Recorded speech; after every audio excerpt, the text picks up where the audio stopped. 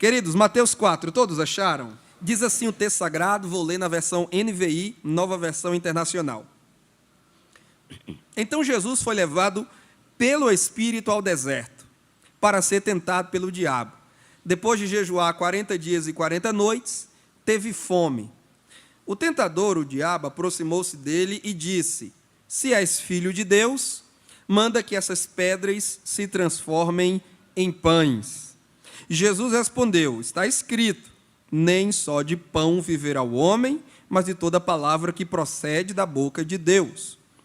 Então o diabo levou a cidade santa, colocou-o na parte mais alta do templo e lhe disse: se és o filho de Deus, joga-te daqui para baixo, pois está escrito, ele dará ordem a seus anjos a seu respeito, e com as mãos eles o segurarão, para que você não tropece em pedra alguma. Jesus lhe respondeu: também está escrito, não ponha à prova o Senhor, ou, como certamente diz a versão, não tentarás o Senhor, o seu Deus. Depois o diabo levou a um monte muito alto e mostrou-lhe todos os reinos do mundo e o seu esplendor. E lhe disse: tudo isso te darei, se te prostrares e me adorares. Jesus lhe disse: retira-te, Satanás, pois está escrito, adore o Senhor, o seu Deus, e só a ele preste culto. Então o diabo o deixou, e os anjos vieram e o serviram, e todos dizemos: amém. Queridos irmãos e irmãs, estamos aqui naquele recorte da história entre o batismo nas águas de Jesus, sua apresentação pública, e o início de seu ministério público, terreno, de pregação, ensino, sinais e maravilhas.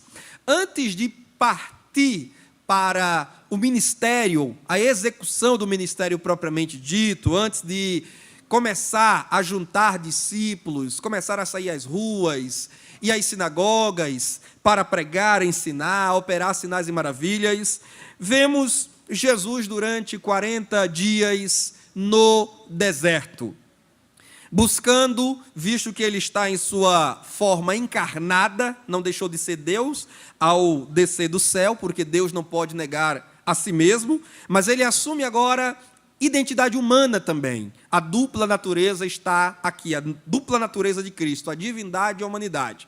E visto que ele é homem e, portanto, sujeito às limitações que a matéria, a carne, o físico lhe impõe, ele não deixa de manter íntima comunhão com o Pai. Íntima comunhão que ele sempre teve na eternidade, porque Deus é uma grande família, sempre em perene união.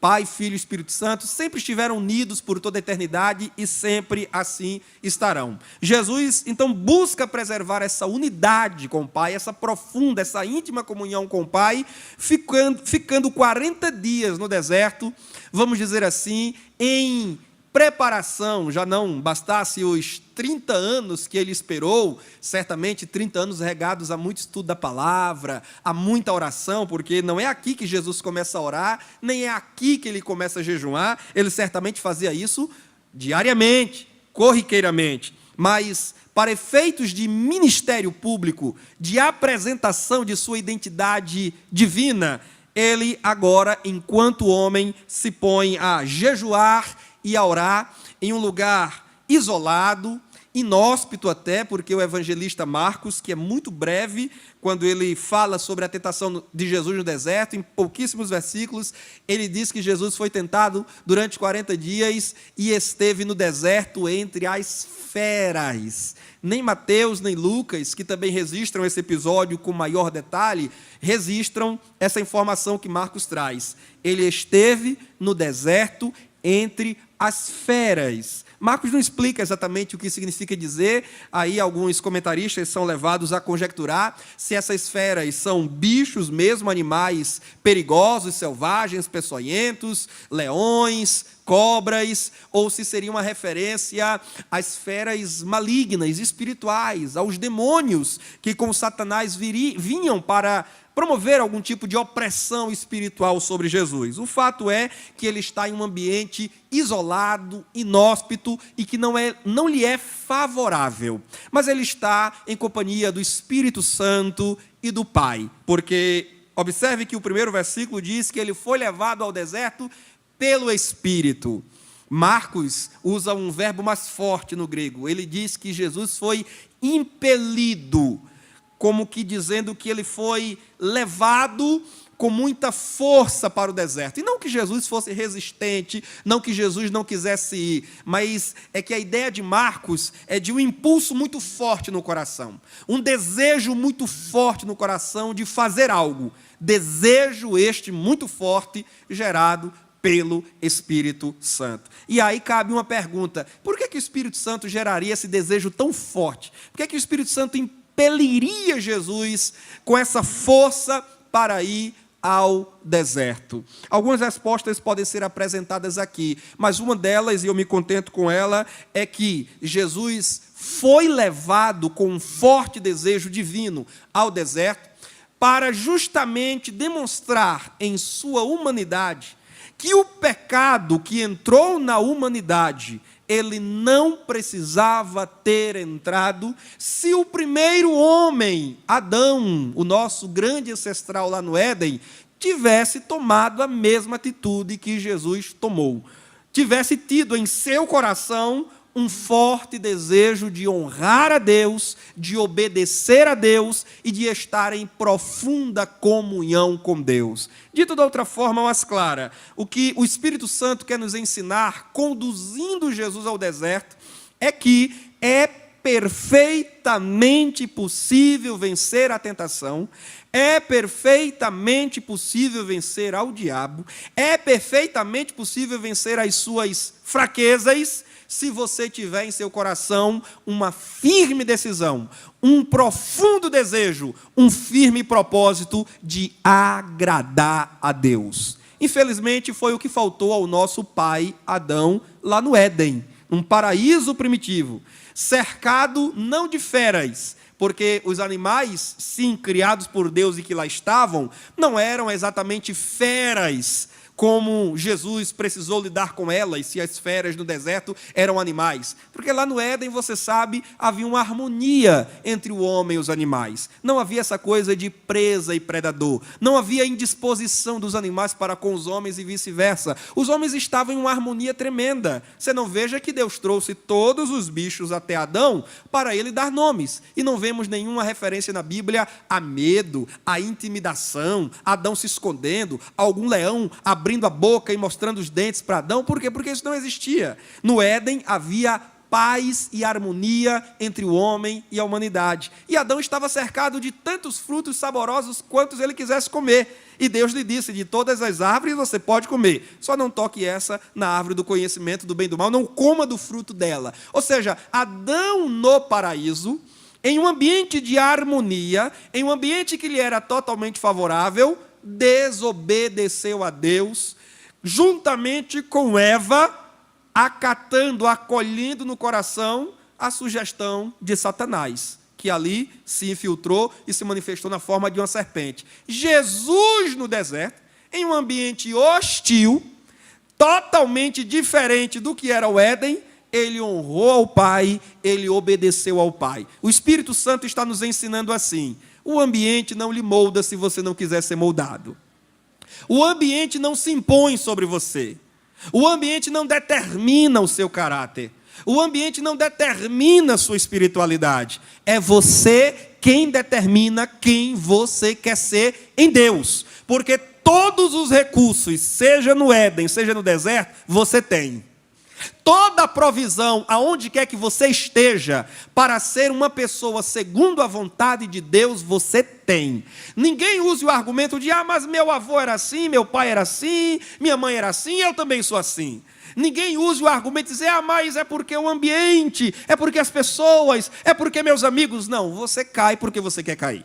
Você peca porque você quer pecar. Você desobedece porque você quer desobedecer. Se você não quiser, você pode fazer como Daniel fez em Babilônia. Adolescente, tirado da casa de seus pais, longe de Israel, no palácio em Babilônia, quando lhe foi oferecido o manjar de Nabucodonosor, e é curioso porque o diabo está sempre nos tentando com comida, tem sido assim desde o Éden, foi assim no meio da Bíblia com os profetas, foi assim com Jesus e assim é também hoje. Quando colocou-se aquele banquete, aqueles manjares com muitos alimentos que inclusive eram proibidos na lei de Moisés, o que foi que Daniel disse? Meu pai não está aqui, meus irmãos não estão aqui, fui tirado, estou exilado, longe de tudo e de todos, não vale nem a pena ser crente, porque se valesse a pena ser crente, Deus tinha me protegido lá em Judá e não tinha permitido que essa situação acontecesse contra a minha vida. Eu agora vou aproveitar, vou comer, vou deitar e rolar, vou só curtir a vida. Não. Daniel 1, versículo 8. Daniel propôs firmemente em seu coração não se contaminar. No final das contas, tudo se resume em uma palavra: decisão. E decisão é coisa que Deus não toma por você. Decisão é coisa que ninguém toma por você. Decisão é algo pessoal. Ou você decide viver para Deus e superar esse ciclo de derrota, de queda, de rasteira que Satanás tem lhe dado, ou você vai estar sempre arrumando uma desculpa para terceirizar a responsabilidade de seus pecados. E tem sido assim desde o Éden. Deus perguntou a Adão: você comeu? Por que você fez isso? Foi a mulher que o Senhor me deu. Por que, Eva, você fez isso? Foi a serpente. Você percebe que a humanidade, desde seus primórdios, tem terceirizado a culpa? Na culpa é do meu marido. Eu seria uma mulher muito melhor se não fosse esse marido que tenho. Na culpa é da minha esposa. Eu seria um homem muito melhor se não fosse essa esposa. A culpa é do meu pai. Se eu não fosse os meus pais, eu seria um cara muito melhor, um jovem muito mais descolado. Não. A culpa é sua. É preciso fazer o que fez o filho pródigo. Quando afastou-se de casa e caiu em tremenda miséria, despertou do seu sono espiritual e moral e disse assim: levantar-me-ei, irei ter com meu pai e chegando até ele direi: pai, pequei contra o céu perante ti. A culpa é minha. Ele não disse: quando eu chegar lá, eu vou dizer o papel da verdade da cara do meu pai. Ele nunca me deu atenção. Ele nunca me honrou, porque eu era o filho mais jovem. Ele sempre olhava para o meu irmão mais velho. Tudo era com ele. Sempre me deixou no esquecimento. Não vou dizer para o meu irmão o papel da verdade. O papel da verdade é do meu irmão. Cara chato, abusado, sempre se intrometendo na minha vida, nunca me dando espaço para crescer, para prosperar. Não, foram os empregados de meu pai que me tratavam mal, não me honravam. Não, ele não terceiriza a culpa. Ele não diz que a culpa é do pai, é do irmão mais velho, é dos empregados, ou de quem quer que seja. Ele diz: eu vou dizer ao meu pai, eu pequei. Enquanto a humanidade não admite a sua culpa, ela está lá comendo as bolotas dos porcos. Mas quando o homem, ele, iluminado pelo Espírito Santo, entende quem ele é e do que ele precisa fazer e toma a decisão de fazer, o Espírito Santo pega pela mão e diz: vamos, eu vou com você. Aleluia. E aí o Espírito Santo dá uma guinada na nossa vida. E aquela sucessão de derrota, de tragédia, de imoralidade, de pecado, agora dá lugar a uma vida de vitória, de pureza, de santidade, de progresso, de crescimento, de amadurecimento e de ricas e lindas experiências com Deus. Quem me entende, diga amém. As 3 tentações do diabo, meus irmãos, elas envolvem alguns aspectos interessantes de se observar. Após 40 dias, Jesus teve fome. Afinal de contas, ele está também em corpo físico e, como eu disse lá atrás, sujeito às limitações. Embora seja o pão da vida, enquanto homem, ele teve fome. Embora seja a água que sacia a sede da nossa alma, junto à fonte de Jacó, conforme João capítulo 4, ele teve sede. Ele participou da natureza humana, e ele participa, na verdade, né? Deixe-me conjugar aqui o verbo no presente, porque ele participa da natureza humana até hoje. Jesus não deixou de ser homem, descido do céu à terra, não deixou de ser Deus. Ascendido da terra aos céus, não deixou de ser homem. Tanto é que Paulo diz: só temos um único mediador entre Deus e os homens, Jesus Cristo, homem. Então Jesus Cristo ainda é homem no céu. Aliás, eu costumo dizer que Jesus é uma celebridade no céu. Jesus, ele é singular, ele é diferente de tudo e de todos. Até mesmo dentro da Trindade, Jesus é diferente. Embora tão Deus quanto o Pai, e tão Deus quanto o Espírito Santo, mas Jesus é diferente do Pai e do Espírito Santo, porque somente Jesus tem corpo humano. O Pai não tem. Tanto é que Jesus disse, Deus, se referindo ao Pai, é Espírito. E o Espírito Santo já tem nome de Espírito. Não tem corpo físico, material. Então Jesus, que é Deus como o Pai e o Espírito, ele tem algo que o Pai e o Espírito Santo não tem, que é corpo humano. E os anjos também não têm corpo humano, porque os anjos são só Espírito. E os santos mortos em Cristo, que aguardam a ressurreição, eles também são hoje apenas Espírito, e quando vier a ressurreição, serão santos ressuscitados em corpo material, e por toda a eternidade teremos um corpo glorioso, glorificado, sim, mas será um corpo material, visível, tangível, palpável, mas nunca seremos Deus. Nunca, nem anjo, nem homem, jamais será promovido à divindade. Quem diz amém? Quem diz amém? Amém? Você nunca vai ser promovido à divindade, você vai ser sempre homem. Coloquemo-nos em nosso lugar, amém, meus irmãos? Mas teremos corpo glorificado e glorioso. Agora, Jesus não. Jesus, ele é Deus por toda a eternidade, e ele também será agora, visto que se limitou, assumiu a forma humana, será homem por toda a eternidade. Claro que hoje, uma vez ressuscitado, glorificado, ascendido aos céus, sentado à destra de Deus Pai, ele já não está sujeito a essas limitações que estavam em sua experiência terrena. Não quero dizer, como alguém já andou por aí dizendo, que no céu Jesus ainda sente fome, sede e sono.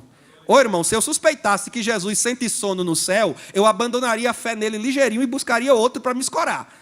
Porque eu não adoraria um Cristo que hoje dorme no céu. Como ele poderia ser o vigia das nações se ele dorme? Como ele poderia ser protetor da igreja se ele dorme? Como ele poderia estar presente em todo lugar ao mesmo tempo, recebendo a adoração de seu povo em toda a terra se ele dorme? Ele não dorme, ele não se cansa. Embora tenha corpo humano, é um corpo revestido de incorrupção, imortalidade e de glória, assim como nós também teremos por ocasião da ressurreição dos justos. Quem dá glória a Deus por isso? A primeira tentação do diabo é: se és filho de Deus, manda que essas pedras se transformem em pães. Jesus está com fome. A primeira sugestão do diabo no deserto é para o uso de seu poder divino para autossatisfação. É isso que Satanás está propondo. Use o poder que você tem, já que você é filho, use o poder que você tem para prover pão para você mesmo. E ele poderia, não poderia? Porque do pó ele trouxe a humanidade. Das pedras ele poderia trazer pão, se ele quisesse, de sua própria iniciativa. Mas aqui está uma sugestão do diabo perversa, que é uma sugestão que o diabo tem feito à humanidade desde sempre. Por vezes, irmãos, Deus nos dá dons, Deus nos dá talentos, Deus nos dá habilidades.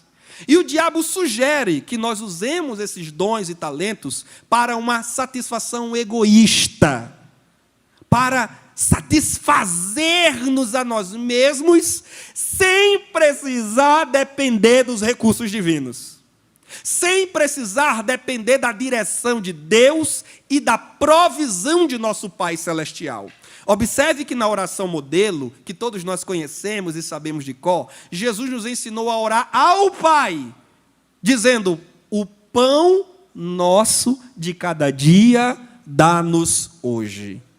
Irmão, você tem saúde, você trabalha 8, 10, alguém aqui de repente trabalha até 12 horas por dia, chega no final do mês ou no início do mês, até o 5º dia útil, você recebe seu salário.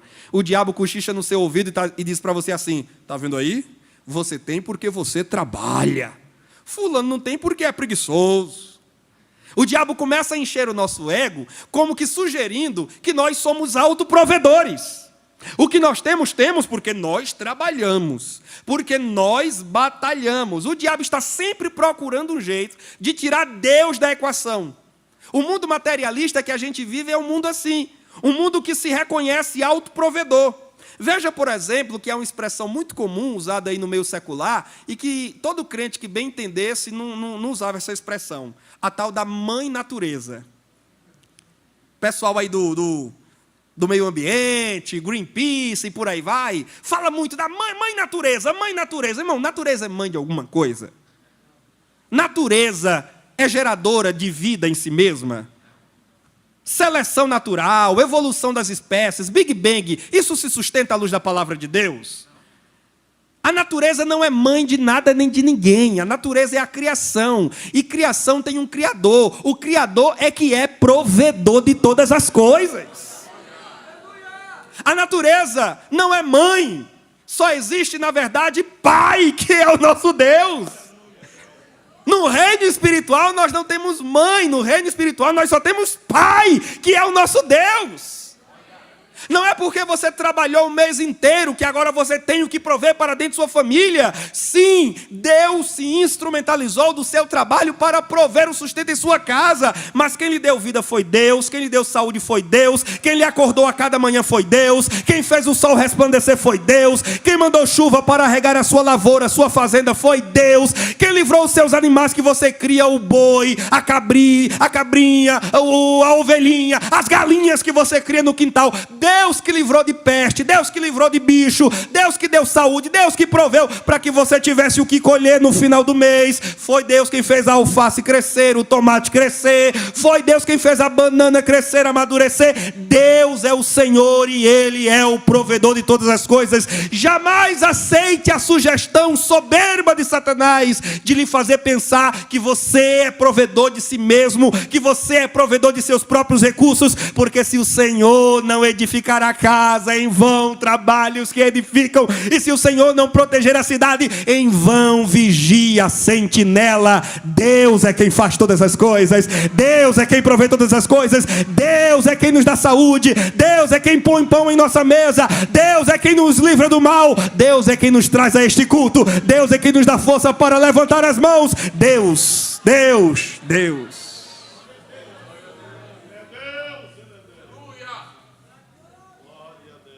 Irmãos, nós precisamos ter cuidado. Uma das desculpas que nós vimos aqui na ensinação hoje, para não frequentar a EBD, a dona de casa dizendo, não, é porque eu tenho que cuidar do almoço da minha casa.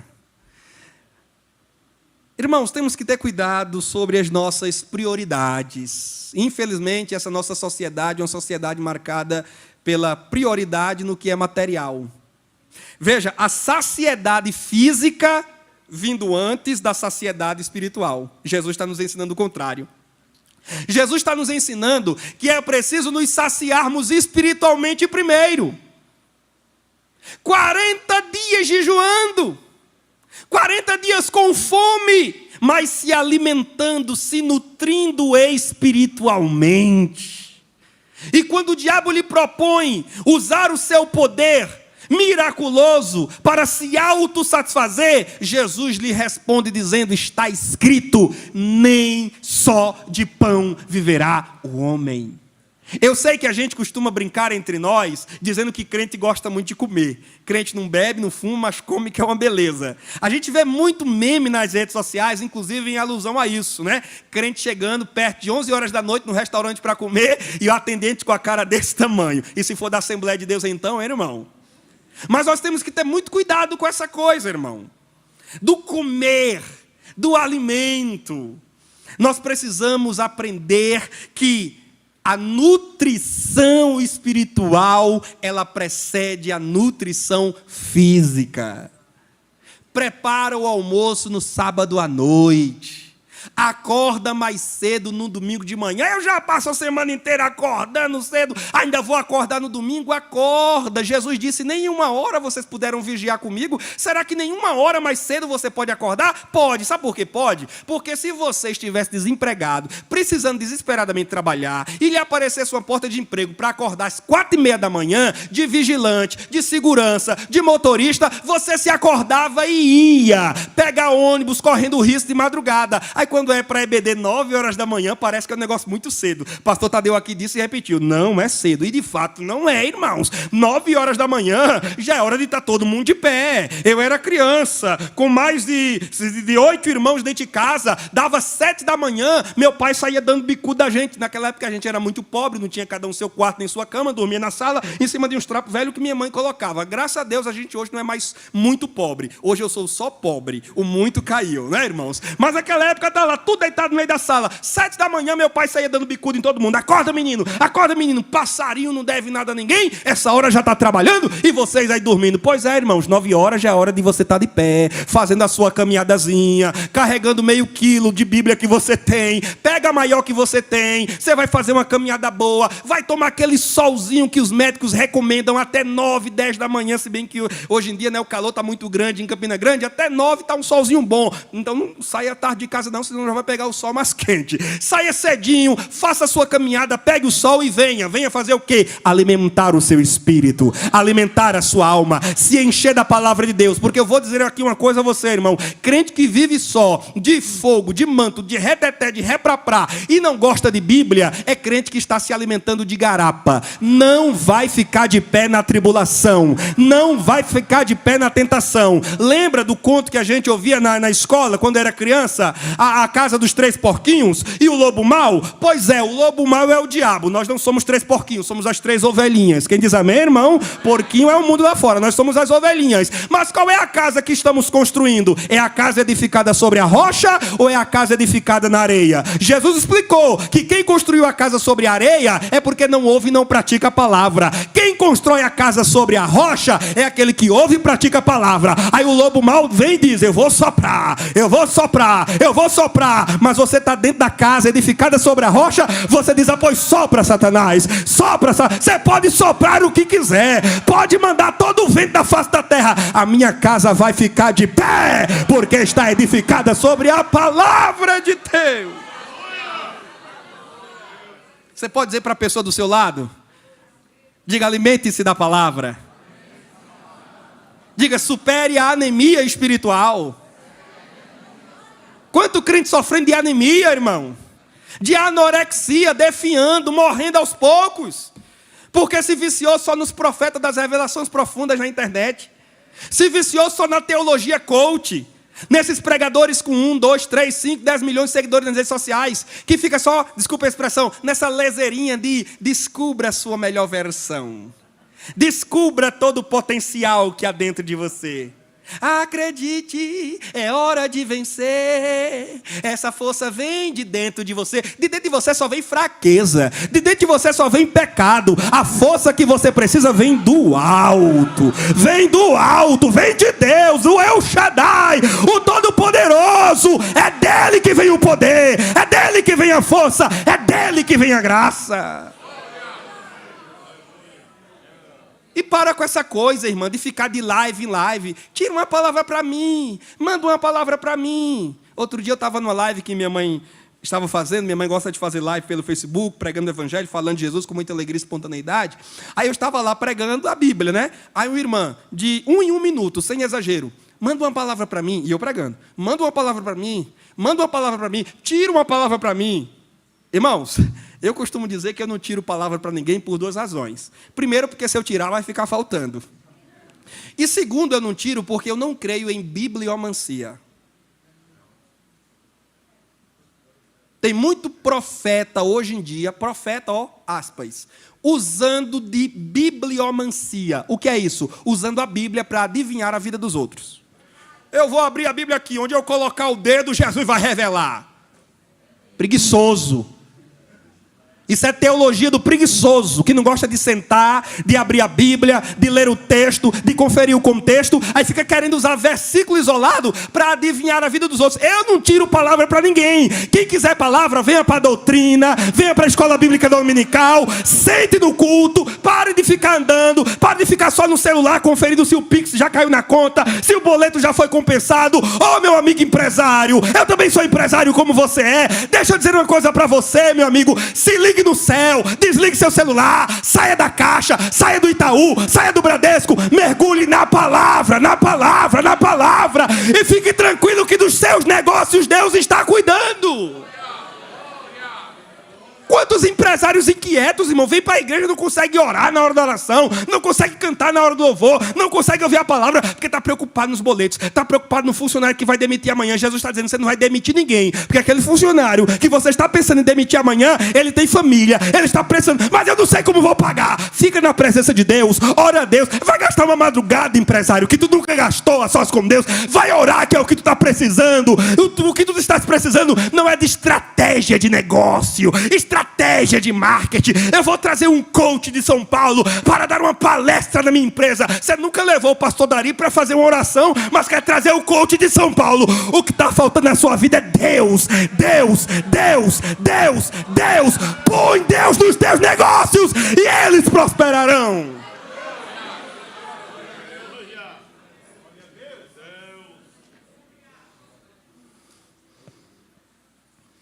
Eu não tiro, porque senão falta, e senão estarei promovendo bibliomancia. Terminei de pregar na live da minha mãe, ela pegou a palavra de volta e disse assim: olha, enquanto a gente estiver pregando Bíblia aqui, vocês não fiquem pedindo palavra aí não, porque a palavra já está sendo dada, a palavra já está sendo pregada, e quem tem ouvidos, ouça o que o Espírito diz à igreja. Amém, meu irmão? Nem só de pão viverá o homem, mas de toda a palavra que sai da boca de Deus. Satanás disse: ele gosta de Bíblia, então vou usar a Bíblia aqui, fazer uma pegadinha com ele. Segunda tentação. Satanás leva Jesus até o pináculo, até a parte mais alta do templo, e propõe a ele: se tu és filho de Deus, joga-te daqui abaixo. Olha que atrevimento, olha que petulância. Joga-te daqui abaixo, porque está escrito. Aí ele gosta de Bíblia, vou usar a Bíblia. Está escrito. Aí Satanás cita o salmo que os crentes mais gostam, o 91. O Senhor dará ordem aos seus anjos ao teu respeito, para que te sustentem pelas mãos, para que não tropeces com teu pé em pedra. Irmãos, eu nunca li Shakespeare, mas dizem, atribui-se essa frase a Shakespeare: até o diabo citará a Bíblia quando isso lhe for conveniente. Por isso que não é o suficiente você ler a Bíblia ou citar a Bíblia, porque os hereges também citam, os falsos profetas também citam, os falsos apóstolos que estão por aí. Estou precisando de 1000 pessoas, cada uma com R$100. Sabe? Estão me perseguindo, Brasil. Manda o Pix para mim, Brasil. Ele nunca diz orem comigo, ele manda o Pix. Chapéuzão na cabeça, vendendo grão de feijão a R$1.000, prometendo cura da Covid. Mentirosos! Falsificadores da palavra! Trombadinhas da religião! Negociando com a fé, negociando o sagrado e ainda fazendo mau uso da palavra de Deus. Eles fizeram escola com Satanás. Aprenderam com o diabo, que desde o Éden vem torcendo as palavras de Deus, porque foi isso que ele fez no Éden, e é isso que ele tenta fazer com Jesus agora. Porque no Éden ele chega para Eva e diz: foi assim que Deus falou? Não comerás de nenhuma. Ele pega a palavra de Deus e torce. Deus está dizendo uma coisa, Satanás pega e diz outra totalmente diferente. Ele pega o Salmo 91, que muito crente aqui ainda deixa aberta no centro da sala para espantar o diabo. Eu tenho uma notícia para lhe dar: Salmo 91 não espanta Satanás. Aqui está a prova. Se você pensa que o Salmo 91 põe Satanás para correr, põe não. Ele entra, senta e lê, para depois citar lá na frente. Como é que ele citou para Jesus Salmo 91 e ele disse: está escrito? É porque enquanto algum sacerdote estava manuseando os rolos, os manuscritos, pastor Anselmo, ele chegou pertinho e deu aquela curiada. Como dizemos num bom matutês, né? Curiada. Irmão, Salmo 91, Salmo 23, Salmo 46 aberto no centro da sala, no máximo vai chamar aranha, vai chamar barata, vai chamar poeira. Fecha essa Bíblia, irmã. Guarda a bichinha, não deixa a Bíblia lá empoeirada, não. O que faz o Satanás temer, tremer e correr é a Bíblia lida, crida e colocada em prática na vida de um crente verdadeiro. O diabo tem medo é quando você crê nesta palavra, quando você estuda ela com atenção e quando você assume diante de Deus o firme compromisso de viver esta palavra. Haja o que houver, venha o que vier, aí Satanás treme na base, porque um crente cheio da palavra é uma bomba de Deus no terreiro do inimigo. Aleluia! Mas quão petulante foi Satanás, querendo usar a palavra escrita para tentar a palavra encarnada, que é Jesus, o verbo vivo, o Logos, a palavra de Deus encarnada, querendo citar a Bíblia para o autor dela. É petulante ou não é? Hein, pastor Daniel Galo? É petulante, querendo ensinar exegese para o supremo autor. Deu errado. Como diz o hino, né? Deu errado. Usando a Bíblia para sugerir a Jesus suicídio. Demonstração de confiança espetacular. Joga-te, porque a Bíblia promete que os anjos vão vir para te segurar e tu não vai te machucar lá embaixo. Irmão, cuidado com quem anda usando a Bíblia por aí para distorcer o que você aprendeu aqui. Cuidado com quem você anda ouvindo. Cuidado com os livros que você anda lendo. Cuidado com suas referências em termos de pregação, de ensino, de teologia. Porque o diabo também cita grego.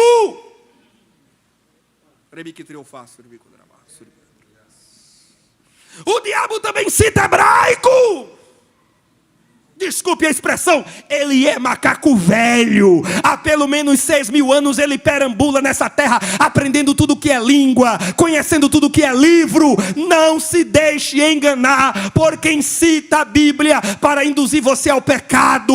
Fique com aquilo que você aprendeu. Tem igreja por aí, inclusive, dizendo, não, Deus é amor, Deus ama todos. Está aqui na Bíblia, eu conferi no grego, no hebraico. Deus ama todos como são. Por isso que a nossa igreja, você pode ser gay, você pode ser lésbica, você pode ser o que você quiser. E a Bíblia diz que não tem nenhum problema. Isso é Satanás, a antiga serpente falando por essas pessoas. A palavra de Deus estabelece um padrão, e o padrão é, no princípio Deus criou todas as coisas, macho e fêmea os criou. Deus não criou um terceiro nem um quarto sexo, Deus só criou 2, macho e fêmea. O ativismo LGBTQIA+, olha que coisa, irmão, já estão se apropriando do alfabeto inteiro. Daqui a pouco não vai sobrar letra nenhuma pra gente. Eles podem se apropriar do alfabeto, eles podem se apropriar das cores lindas do arco-íris, como se apropriaram, mas o arco-íris não é do movimento gay. O arco-íris é de Deus, foi Deus quem criou, como um sinal, como aliança com Noé, de nunca mais destruir o mundo com águas. Eles podem se apropriar, eles podem distorcer, eles podem perverter, mas o padrão eterno continua na santa, inerrante, infalível, suprema e bendita palavra de Deus. O padrão de Deus ainda continua sendo um homem unindo-se a uma mulher para que sejam os dois uma só carne e constituam família. O padrão de Deus ainda continua sendo esperar pelo casamento para ter relações sexuais. Antes disso é fornicação, é pecado e passivo de condenação eterna. O padrão de Deus é casamento até que a morte os separe. Aqueles que ficam usando a Bíblia para promover o divórcio estão indo na contramão de Deus. O padrão de Deus é o que Deus uniu, não separe o homem. O padrão de Deus é não matarás. O movimento feminista está aí dizendo não, meu corpo, minhas regras. Sim, seu corpo, é verdade, mas a vida gerada em seu ventre não é seu corpo, é um outro corpo, é uma outra vida autônoma, ainda que não independente, mas autônoma dentro de seu ventre, que deve ser um lugar de proteção, deve ser um esconderijo para esta criança ser gerada e se desenvolver até o tempo que ela nasça. O mundo lá fora diz aborto já, mas a igreja com a Bíblia em mãos aqui dentro diz a vida já, a vida já, vida, vida, vida para as nossas crianças. Louvado seja Deus.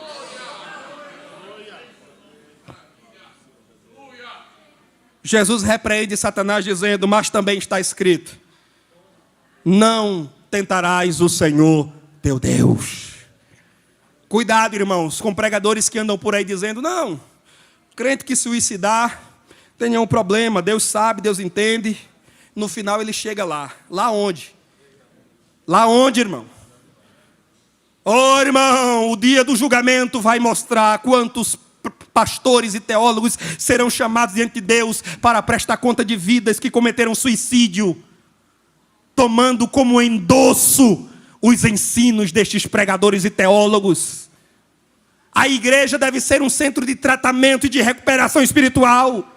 A igreja jamais deve promover o suicídio ou diminuir as implicações do atentado, do homicídio contra a própria vida.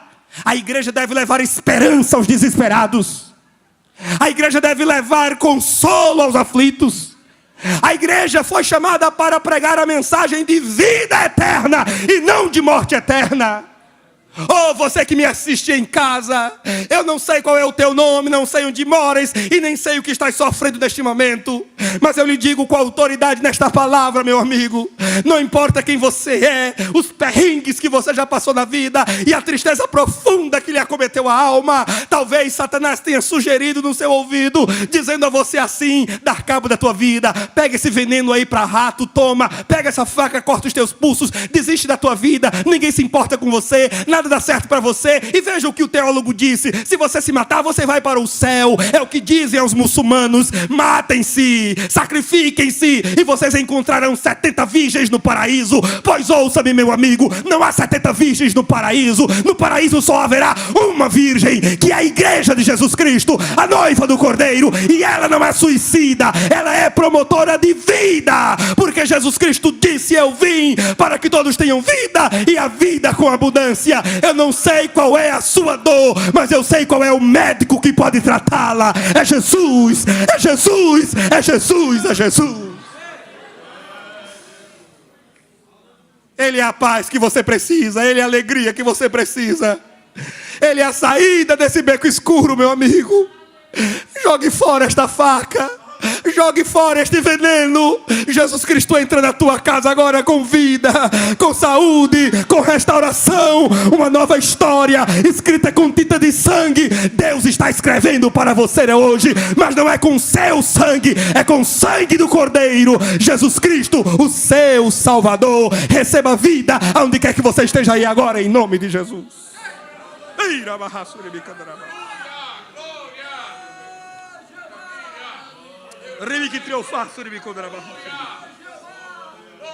Não tentarás. Terceira e última tentação de Satanás. Primeira foi no deserto, lugar plano. Segunda tentação foi no pináculo, parte mais alta do templo. Terceira e última tentação, um lugar ainda mais alto. Satanás o levou a um monte muito alto. Satanás está sempre assim, prometendo levar as pessoas cada vez mais alto, cada vez mais cima. Injete essa droga nas suas veias e você vai ter uma experiência radical, um êxtase. Você vai ver coisa que você nunca viu. Satanás promete sempre colocar-nos nas alturas, mas o que ele quer, na verdade, é nos dar uma rasteira. Levou Jesus a um monte muito alto, mostrou-lhe todos os reinos do mundo e lhe fez a seguinte barganha: tudo isto lhe darei. Olha como ele é petulante, como ele é atrevido, como ele é, desculpa a expressão, a sem vergonhice em pessoa. Tudo isso lhe darei, se prostrado me... Um nojento desse, prometendo a Jesus lhe dar tudo, se Jesus se dobrar diante dele, chamando Deus homem, o Deus Filho, o Deus encarnado, para adorá-lo. É curioso que Jesus não disse: você está mentindo, Satanás, nada disso é seu, tudo isso é do meu Pai. Não. Jesus diz: está escrito também: somente ao Senhor seu Deus adorarás e somente a Ele darás culto. Sabe por quê, irmãos? Porque de fato, nos termos de Jesus em João, Satanás é o príncipe deste mundo. Nos termos de Paulo, na segunda carta aos Coríntios, Satanás é o Deus deste século. Nos termos de João, em sua primeira carta, capítulo 5, o mundo jaz no maligno. Não é que a terra pertence ao diabo, o cosmo, a criação. Não, a criação pertence a Deus. Mas os reinos humanos com sua glória, a humanidade pervertida, em pecado, desviada de Deus, ela está ao lado do diabo, debaixo de seu governo. Escute o que vou lhes dizer e digo sem nenhum medo de errar. O mundo descrente está governado pelo diabo. O mundo que não honra Cristo e não teme a Deus, tem como príncipe o diabo. Se isso lhe choca, devo lembrar-lhe que Jesus disse assim aos judeus que não criam nele: vós tendes por pai ao diabo e quereis satisfazer os desejos dele. Meu amigo, minha amiga, você que ainda não tomou uma decisão pessoal por Jesus Cristo, graças a Deus que Ele te moveu, como o Espírito moveu Jesus ao deserto, esse mesmo Espírito te moveu a esse culto esta noite. Te moveu para assistir esse culto pela internet essa noite. Porque disso depende o escape da tua alma. Disso depende a tua libertação do jugo de Satanás. Mas como pregador desta palavra, com muita verdade e seriedade, eu tenho que lhe dizer: enquanto você não recebe a Cristo como Salvador e Senhor em seu coração, você está debaixo de servidão de Satanás, sob o jugo do inimigo, fazendo a vontade dele. Mas Jesus disse assim: quando o homem valente está sozinho em sua casa, tem sob seu domínio todas as coisas. Mas quando chega um que é mais forte que ele, lhe amarra e toma os seus bens. Jesus está falando dele. O diabo é o valente que tem sob domínio a humanidade. Mas quando Jesus, que é mais valente que o diabo, chega, lhe amarra, lhe dá uma peia, como dizemos no bom paraibanês, e toma de suas garras vidas preciosas para Deus e em favor de quem Jesus morreu na cruz do Calvário. Eu estou lhe dizendo esta noite que Satanás tem domínio, mas se você tomar a decisão de sair de debaixo do domínio dele, Jesus Cristo neutralizará a força de Satanás e trará você para o reino da luz, onde é só paz, onde é só graça, onde é só vida e vida eterna. Louvado seja Deus. Tudo isso lhe darei. Sabe o que eu penso, irmãos? O diabo continua fazendo essa proposta a muita gente hoje em todo o mundo. Eu vou lhe dar um corpo escultural, moça, se você prostrada me adorar. Eu vou fazer de você, jovem, um atleta famoso, renomado, se você prostrado me adorar. Eu vou fazer de você empresário, o mais bem sucedido na região, se você prostrado me adorar. Não é que o diabo nos chama diretamente a adorar ele, porque isso hoje pareceria muito grotesco. Mas como é que essa oferta de Satanás vem? Ela vem mais velada para nós hoje. Eu vou te dar um corpo escultural. Se você deixar esse negócio de escolinha, Satanás já usa o diminutivo, escolinha dominical, para estar nas minhas academias. Eu vou te dar um corpo escultural. Se você deixar essa coisa de dar dízimo para pastor e começar a investir em bitcoins. Eu vou te dar muito dinheiro. Se ao invés de você gastar tempo com igreja de crente, tudo cafona, tudo brega, tudo obscurantista, você começar a trabalhar mais. Você tem que conhecer esse coach aqui, ó. Você tem que fazer esse curso aqui, ó.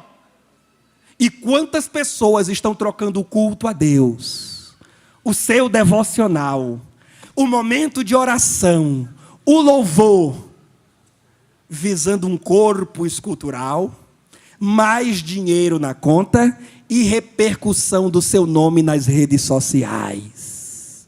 Mas eu lhes digo com toda veemência esta noite: qualquer que seja a oferta que Satanás lhe fez, Jesus cobre a oferta. Ele promete: eu vou lhe dar corpo escultural. Jesus diz: eu cubro a oferta, lhe darei corpo imortal, incorruptível, glorificado e glorioso.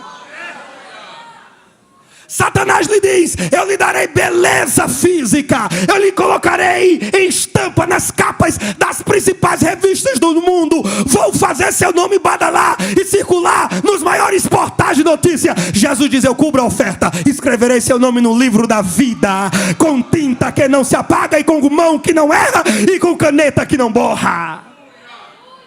Satanás diz: eu vou encher sua conta bancária e seu bolso de muito dinheiro, se você aceitar essa propina. É negócio fácil, é dinheiro rápido. Jesus chega e diz: eu cubro a oferta, te darei tesouros onde traça não corrói, onde ladrão não rouba e onde crise não desvaloriza. O que o céu lhe oferece é infinitamente maior e melhor, maior e melhor, maior e melhor. Agora eu termino essa mensagem. Eu tenho uma tese comigo, pastor Dari.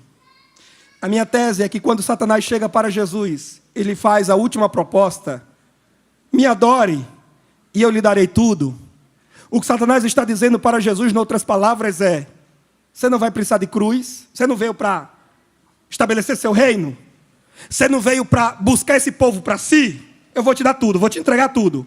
Não precisa de cruz, não precisa de morte, não precisa de sacrifício, de dor, de nada. É só você se inclinar diante de mim. Estão ouvindo, irmãos? Estão ouvindo, irmãos?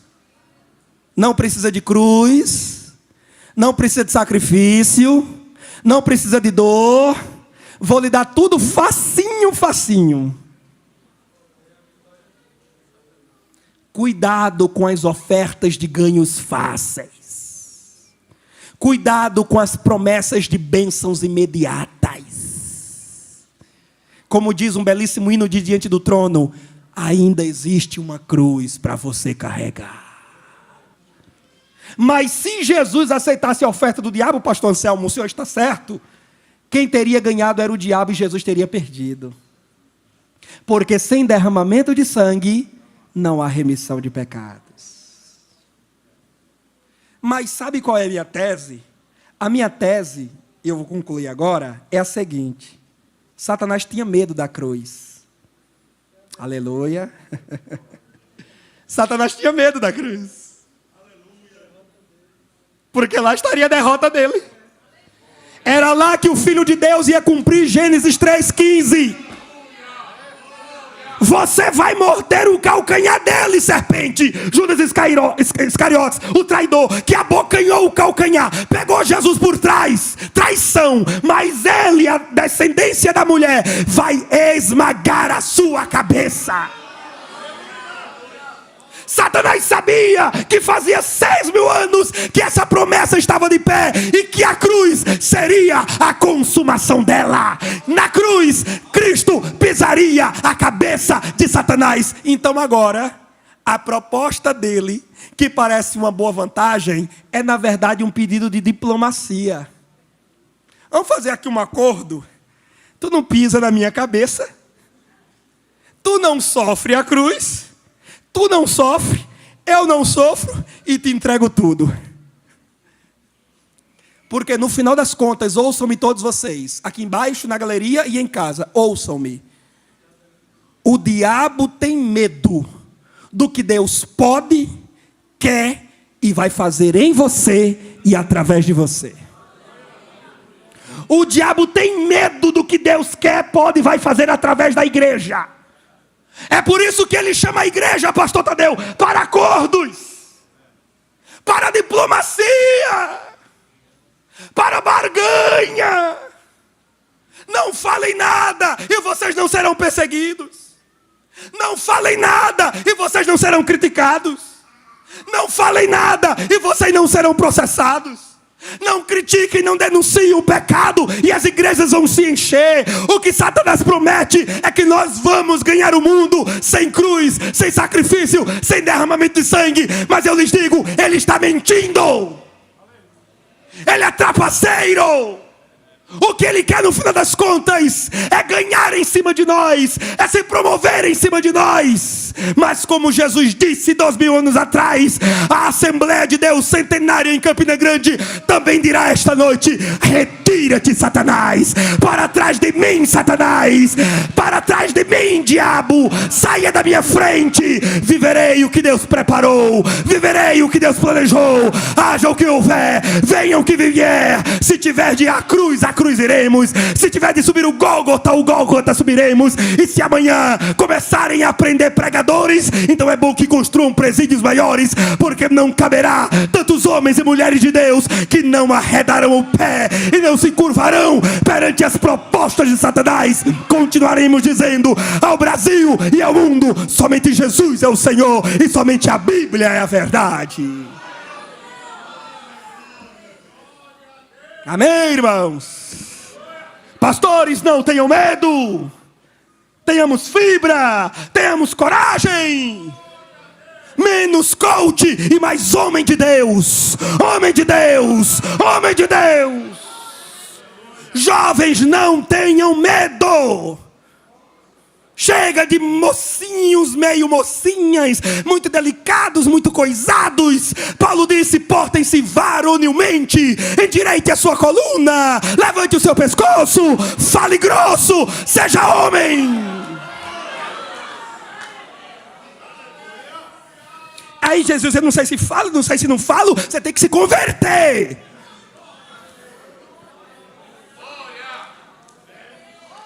Profetas, ergam-se. Mestres, ergam-se. Pregadores do Evangelho, ergam-se. Irmãs cheias do Espírito Santo, levantem-se, Déboras, para este tempo. Esther, foi para este tempo que Deus colocou você. Aonde você está, abra sua boca e fale o que Deus mandou você falar. E se tivermos de ser presos e mortos, seremos, porque não somos melhores que o nosso Senhor Jesus. No dia que Satanás usou a boca de Pedro para lhe propor a mesma coisa: não, Senhor, jamais isso te acontecerá. Jesus disse: para trás de mim, Satanás, você é aqui de novo?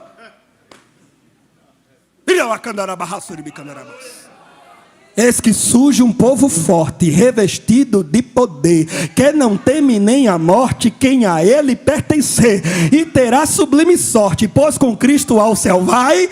Podes tu também dizer: sou um dos tais? Amém.